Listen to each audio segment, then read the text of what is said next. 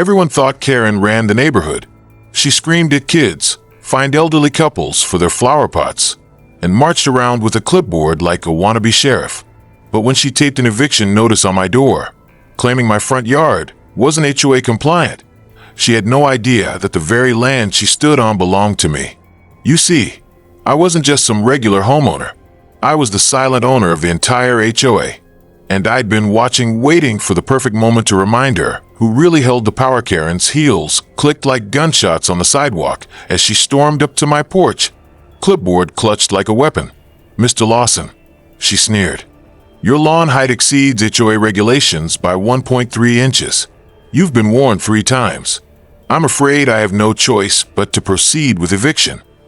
I stood in my doorway, sipping black coffee, watching her like I would a mosquito. "Eviction?" I asked calmly.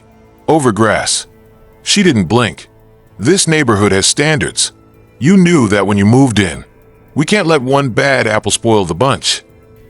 What she didn't know was, I wasn't the bad apple. I owned the orchard. She taped the notice to my door with theatrical flair and stomped off. Neighbors peeked through blinds. Some pitied me. Others smirked.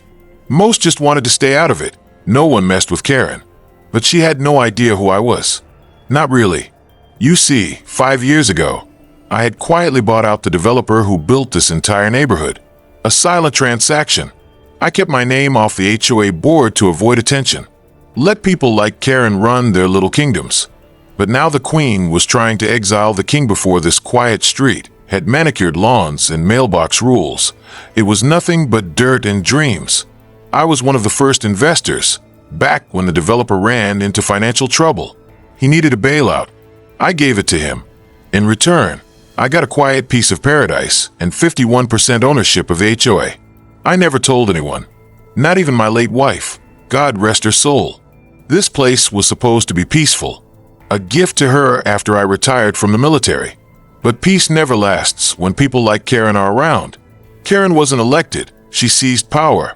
The old HOA president, Mr. Harold Jenkins, resigned after a mysterious, anonymous complaint about his daughter's business. Karen swooped in like a vulture, and before anyone could stop her, she was running the show.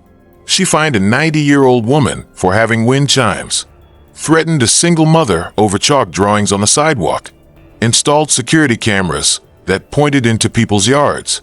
And the worst part? People let her. The day after the eviction notice, I went to the HOA office, not as a homeowner, but as the legal owner of the entire board. The receptionist didn't even look up. "Sorry, walk-ins need appointments." I slid a sealed envelope across the counter. "Give this to Karen. Tell her the game's over." Inside was a certified letter. It started with, "Effective immediately, the HOA board has been dissolved by its majority shareholder." Karen read the letter in the HOA office, and for the first time since I moved in, her face dropped. The fake confidence drained.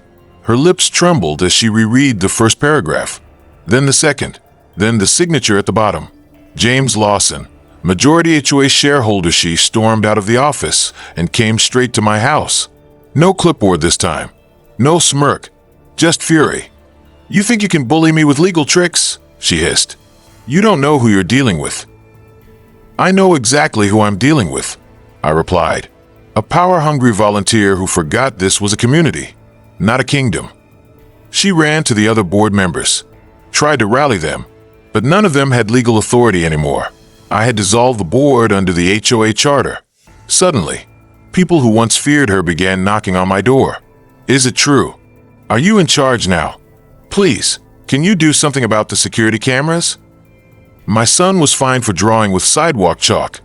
One by one, the community turned, not because they loved me, but because they hated her. Karen sent an attorney. I sent the HOA charter, the bylaws, and my purchase deed.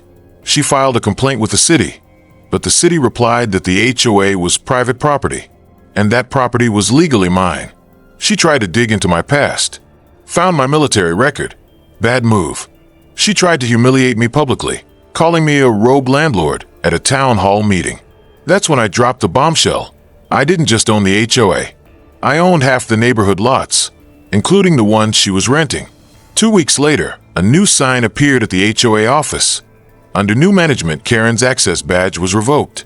Her parking spot reassigned. Her HOA email disabled. No more clipboard. No more yelling. No more power. I didn't fire her. I just removed everything she used to feel important. Then I sent out a community-wide letter. No threats. No arrogance.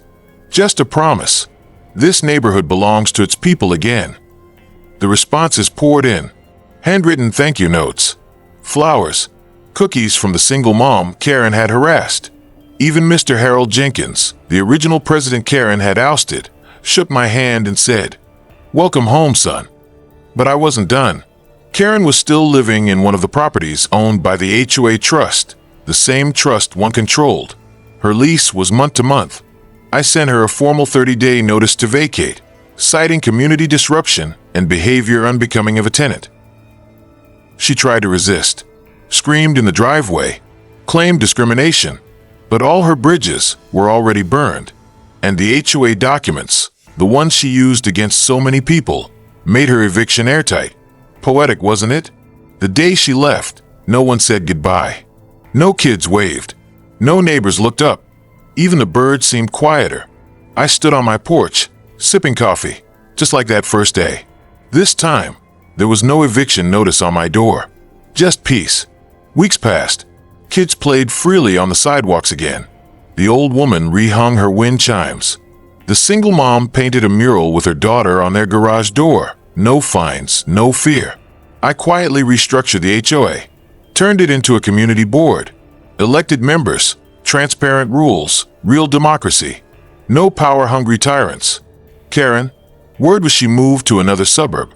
Tried to join a different HOA. Last I heard, they didn't let her on the board. Good. One evening, a teenager knocked on my door. "You the guy who stopped Karen?" I nodded.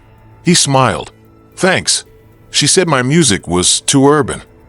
Said I didn't fit the vibe. My parents were scared we'd get kicked out. I put a hand on his shoulder. "You fit just fine, son. This neighborhood's got room for everyone now." He grinned. "Cool. Mind if I play something loud?" I chuckled. "As long as it's not country." We laughed. And for the first time in a long time, this neighborhood felt like home. Some people wear a badge of authority without ever earning it. They bark orders, punish difference, fear what they don't control. But the real power? It lies in the hands of those who stay silent until it matters most. This wasn't just about HOA fines or lawns. It was about a woman who couldn't stand anyone who didn't look, talk, or act like her, and a man who quietly reminded her, "You can't evict what you don't own." This story was brought to you by Faces of Racism. If you've ever been silenced, pushed out, or underestimated, your story deserves to be heard. Like, comment, and don't forget to subscribe.